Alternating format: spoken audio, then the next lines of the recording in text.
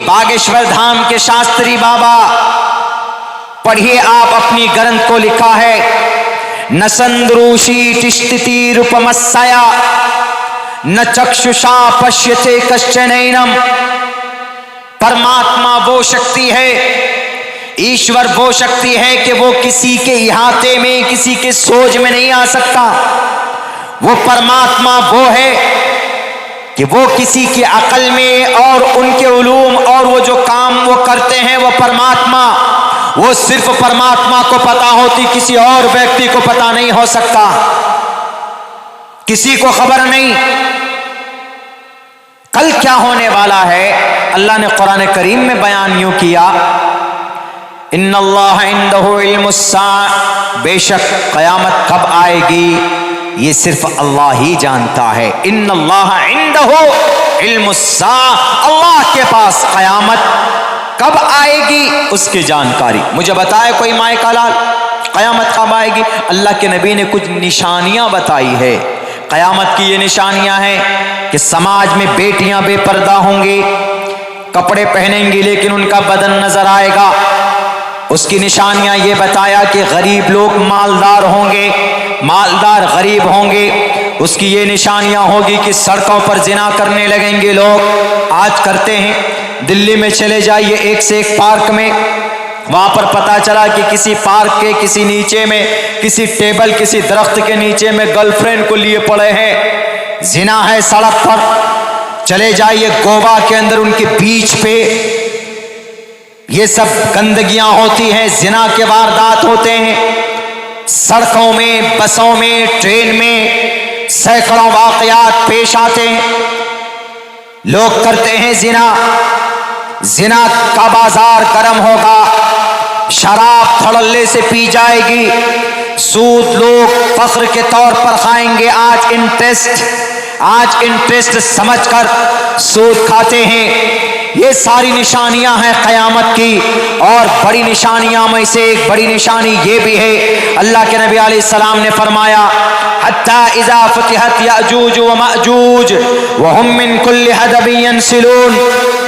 और दज्जाल भी आएगा, याजूज माजूज भी आएंगे, वो इंसानों को खाएंगे, इंसानों को एक दूसरे के ऊपर चढ़ बैठेंगे। याजूज माजूज का मुकाबला कोई नहीं कर पाएगा। एक बीमारी आएगी, वो मरेंगे और फिर सैलाब के जरिए से उनका सफाया होगा। और दज्जाल आएगा, उसकी ताकत का मुकाबला कोई नहीं कर पाएगा, इसलिए कि उसके हाथ में सूरज को रोकने की ताकत होगी।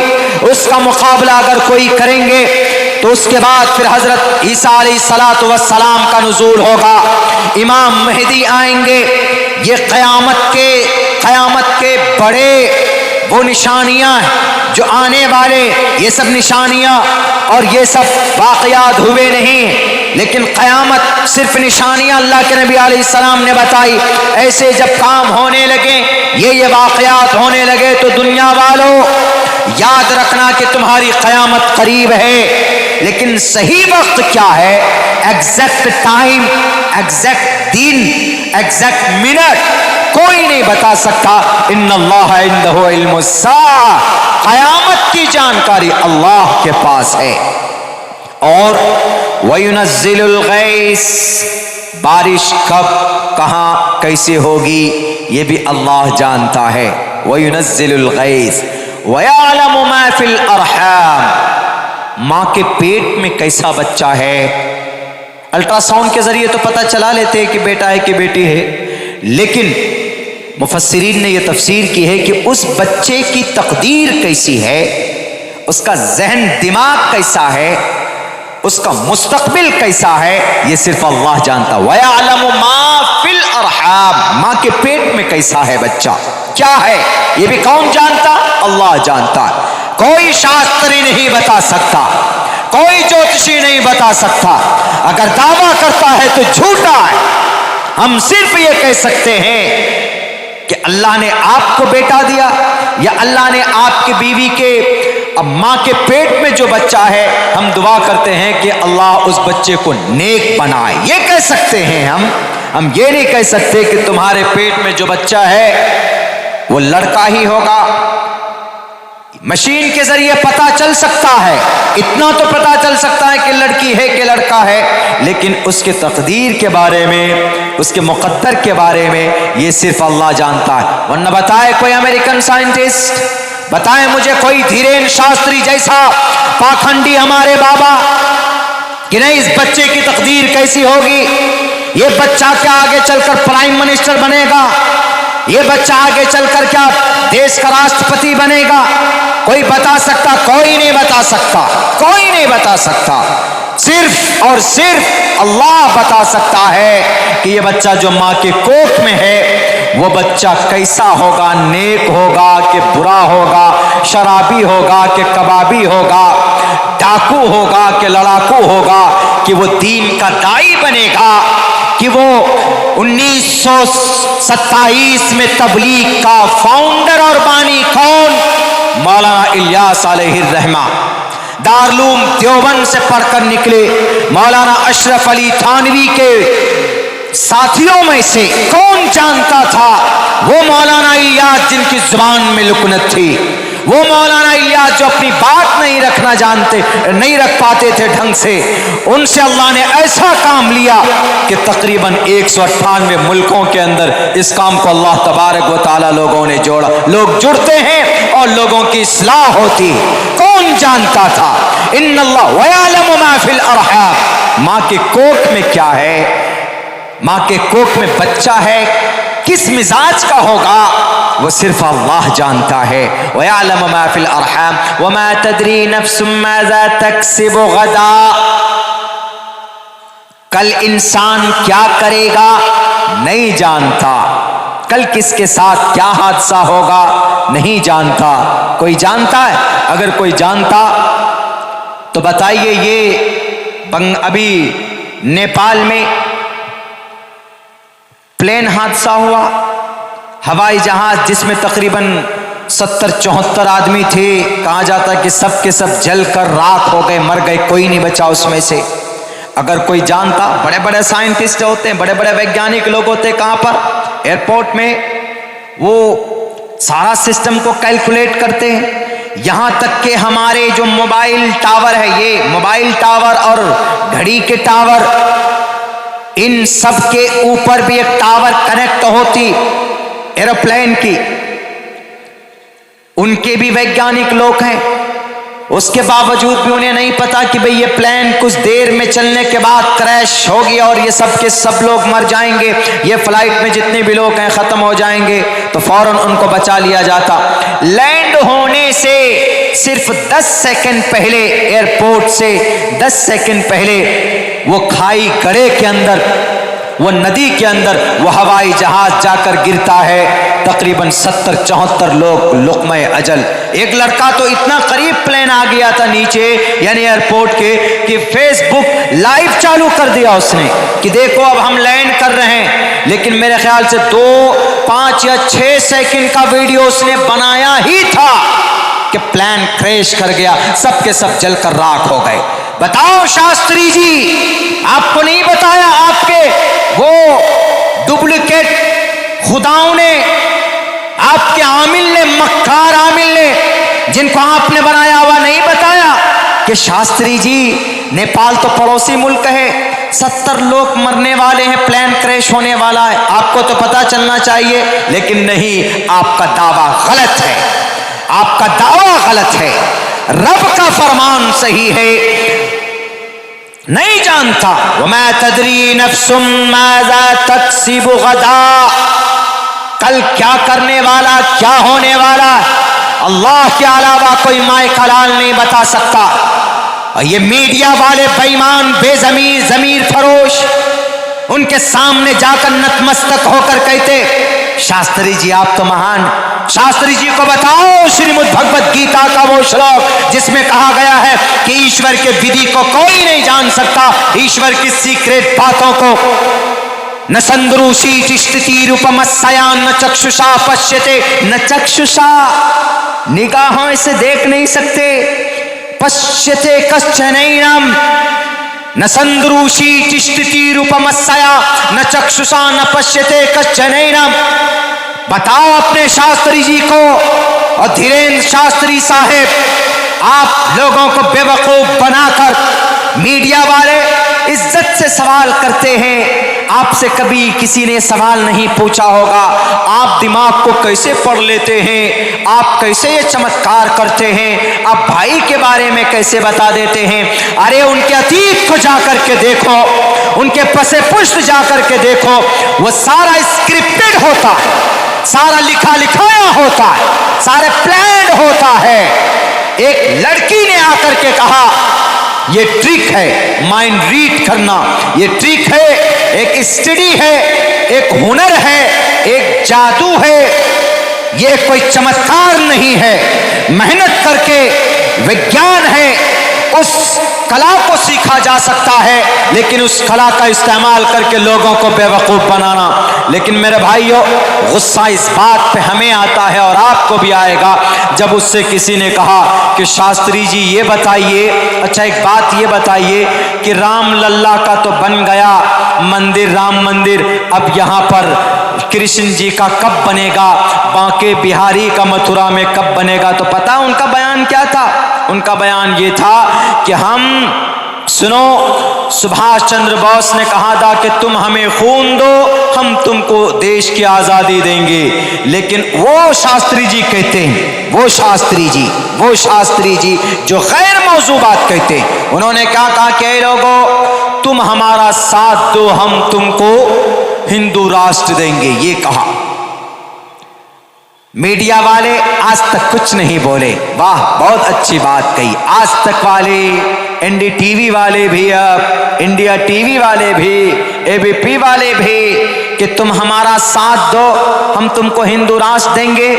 हम ये कहते हैं कि तुम हमारा साथ दो, हम इस देश को जन्नत बनाएंगे, ये बोलना था आपको।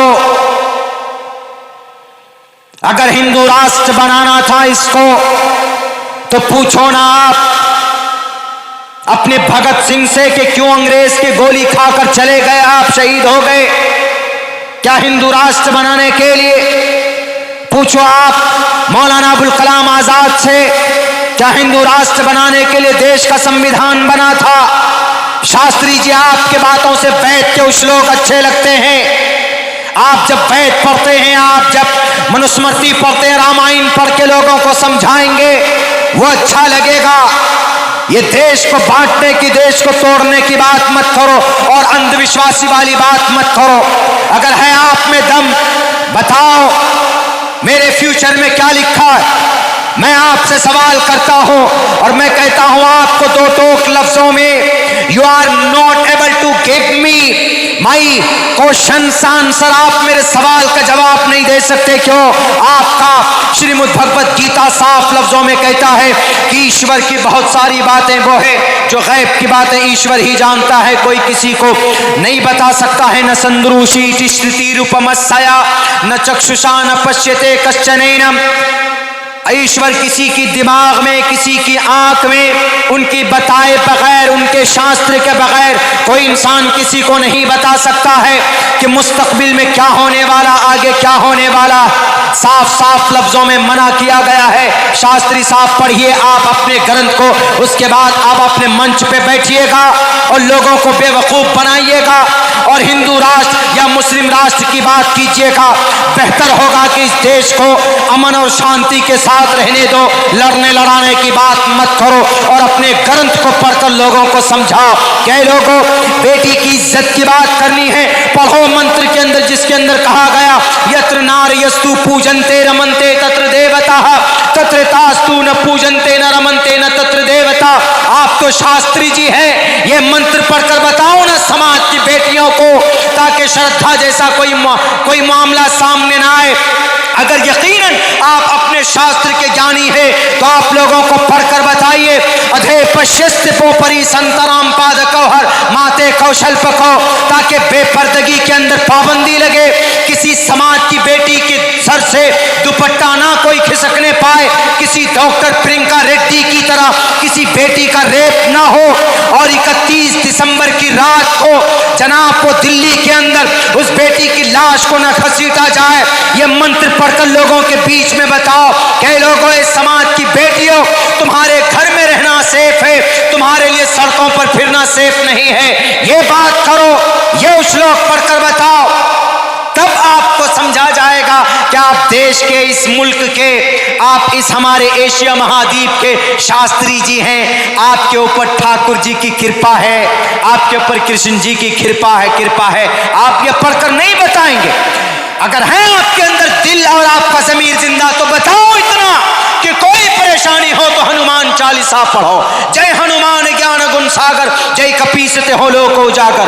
कोई काम अच्छा करते हो तो शुरू करो उससे, गायत्री मंत्र से, ओम भूर्भुवः स्वाहा तत्सवितुर्वरेण्यं भर्गो दिवस्य धीमहि धियो यो नः प्रचोदयात्, तो कुछ फायदा होगा। ये मंत्र पढ़कर बताओ। ये मंत्र तो आपको आते नहीं है, सिर्फ पर्चा बना लेते हो और कहते हो कि हमने चमत्कार कर दिया, हमने चमत्कार कर दिया। ये मेरा चैलेंज है आपको। अगर आप यकीनन चमत्कारी बाबा है, बताइए मेरे कितने भाई बहन, बताइए मेरे अब्बा का क्या नाम, बताइए मेरी अम्मी का नाम, मेरी दादी का नाम बता दीजिए, बस मेरे दादा दादी का नाम बता दीजिए। मैं आपके मजहब को, मैं आपके सनातन धर्म को आपके हाथों पर बैठकर कबूल करने के लिए तैयार। बताइए आप। You are not able to explain my answer, my question, नहीं बता सकते आप। खुदा के वास्ते शास्त्रों को पढ़कर लोगों को अच्छी बातें बताइए। मैं बहुत बड़ा फैन हूं एक ब्रह्मा कुमारी, शिवानी ब्रह्मा कुमारी, मैं बहुत बड़ा फैन हूं उनका। फैन इसलिए कि धार्मिक बातें करती है, श्लोक्स पढ़कर बताते हैं, लोगों के लिए जो भला हो जिसमें वो पढ़कर बताती है। कभी झगड़ा नहीं करती वो, कभी झगड़ालू बातें नहीं कहती वो एक सन्यासी है, शादी नहीं की उन्होंने। जब हम पढ़ते थे बेंगलोर में, उस वक्त से उनकी स्पीच हम लोगों को हमारे टीचर सुनाते थे। इंग्लिश बहुत अच्छी बोलती, बहुत खूबसूरत अंदाज में बहुत अच्छी बातें बताती। अगर आप परेशानी में हैं तो आपको क्या करना है, कुछ मेडिकल एतबार से, साइंस के एतबार से वो कुछ अच्छी बातें बताती। बहरे कैफ गैब की बातें, गैब की खबरें सिर्फ अल्लाह तबारक व तआला को है। वमा तदरी नफ्सुम बिअय्यि अर्ज़िन तमूत, कुरान में अल्लाह ने क्या कहा, इंसान कहाँ मरेगा पता नहीं। हाँ, इंसान वहां जाकर जरूर मरेगा जहां मरेगा। अल्लाह ने वहां की मट्टी उसके खमीर में डाली है। जहां की मट्टी इंसान के बदन में है, इंसान वहां पहुंचकर मौत आएगी उसको। देखते हैं ना बहुत से लोग, कोई सऊदी अरब में मर जाता है, कोई कतर में मर जाता है, कोई कलकत्ते में जाकर मौत आती, किसी को बांग्लादेश में मौत आ जाती, कोई बाहर चेन्नई में, बेंगलोर में, कोई हैदराबाद में मरता है। क्यों? जहां आदमी मरेगा वहां की मट्टी अल्लाह ने उसके बदन में डाल दी। लेकिन ये सिर्फ ज्ञान, ये खबर किसको है? अल्लाह को। वमा तदरी नफ्सुम बिअय्यि अर्ज़िन तमूत, इंसान कहाँ मरेगा ये सिर्फ अल्लाह जानता है। उसके बाद फिर क्या कहा अल्लाह तबारक व तआला ने, इन्नल्लाह अलीमुन खबीर, अल्लाह जानने वाला है, अल्लाह जानने वाला, अल्लाह खबर रखने वाला है। अल्लाह के अलावा किसी को कोई खबर नहीं। यहाँ तक कि अल्लाह के नबी अलैहिस्सलातु वस्सलाम को जब तक अल्लाह तबारक व तआला वही के जरिए से खबर न दे दे तो अल्लाह के नबी अलैहिस्सलाम को भी पता नहीं चलता था। परेशानी के आलम में एक मर्तबा जब आप बैतुल मक़दिस गए, वाक़े मेराज का तज़किरा भी सुना होगा क़ारी साहब की ज़ुबानी। आप जब बैतुल मक़दिस पहुँचे, वहाँ से जब मेराज का सफ़र करके जब आप आए तो आपने मक्का वालों से कहा कि लोगों, मैं बैतुल मक़दिस भी गया हूँ, मैं जन्नत व जहन्नम का सैर करके आया, पहले दूसरे तीसरे चौथे आसमान से घूम करके मैं आया। तो अबू जहल और बाकी दूसरे कुफ़ार ने, मुशरिकीन ने कहा, अच्छा आप होकर क्या आ गए बैतुल मक़दिस? चंद सेकंडों में, हम लोगों को तो कई हफ्ते लग जाते हैं और आप रात रात में घूम कर क्या आ गए? अच्छा एक काम कीजिए, बताइए तो बैतुल मक़दिस में कितनी खिड़कियां हैं, कितने दरवाजे हैं? तो अल्लाह के नबी अलैहिस्सलाम फरमाते हैं कि उस वक्त मुझे इतनी दिक्कत हुई, इतनी परेशानी हुई कि मैं जलील होने वाला था, मैं रुस्वा होने वाला था। क्यों? कोई भी आदमी सवाल कर सकता। बोलते हैं ना, हम में से किसी को कोई अगर कहीं जाता है मैं आगरा का ताजमहल देख के आया हूँ, तो आदमी जो पहले से देखा हुआ होता है वो कहता अच्छा बताओ तो आगरा का ताजमहल देख कर क्या है, कितने गेट है उसमें, अंदर कैसे घुसते हैं, खिड़की कहाँ पे है बताओ, वो वाला पिलर दिखने में कैसा लगता है, जरा बताओ तो। आगरा का ताजमहल, उसके चारों मीनारे जो चारों तरफ वो ऐसे झुके हुए नहीं, ऐसे झुके हुए बाहर की तरफ, ताकि आंधी तूफान आए